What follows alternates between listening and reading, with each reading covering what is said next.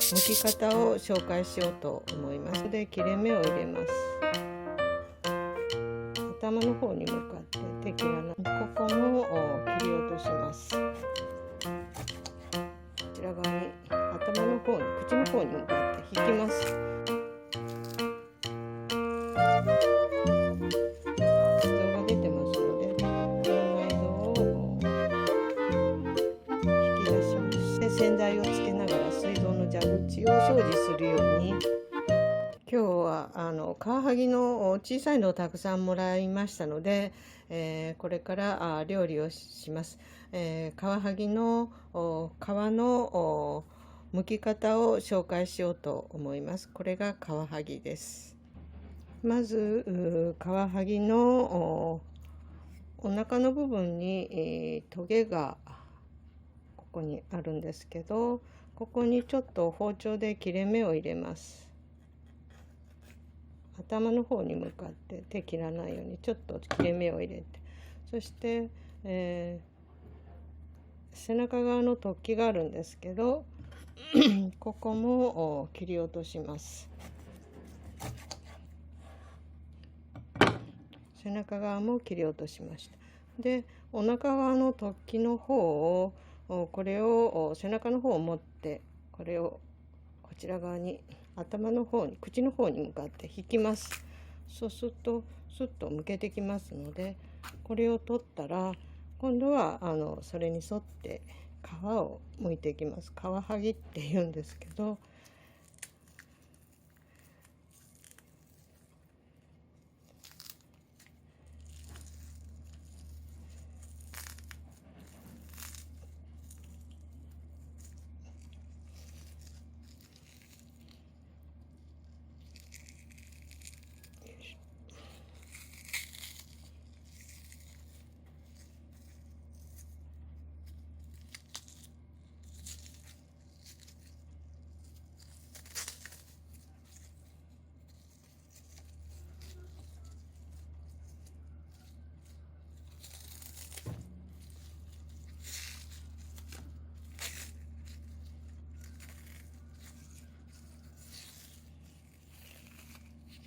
唐揚げにしたりします。この辺りではもう骨も柔らかいので、背ごしって言って身と骨を一緒に食べたりしますけど、ここのお腹のところに、ちょっと切れ目を入れて、これも内臓が出てますので、この内臓を引き出します。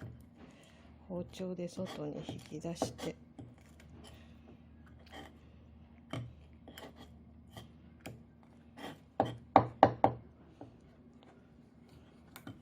こういう感じで、出来上がります。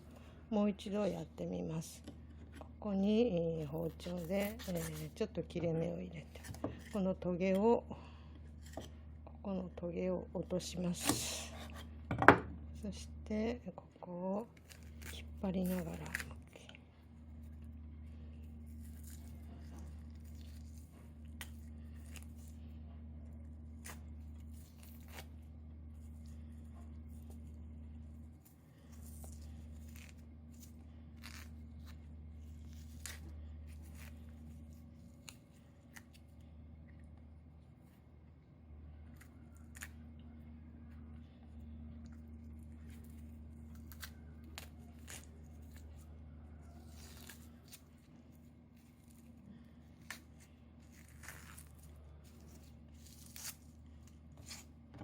で内臓を落とします。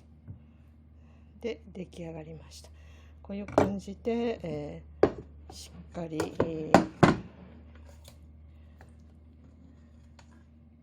皮を剥いて、煮付けにしたり、お味噌汁にしたりお刺身にしたりいろいろ使います。ちなみに魚の匂いが手についた時は水道の蛇口で洗剤をつけながら水道の蛇口を掃除するように、すると蛇口もきれいになりますけど、自分の手もきれいになります。出来上がりです。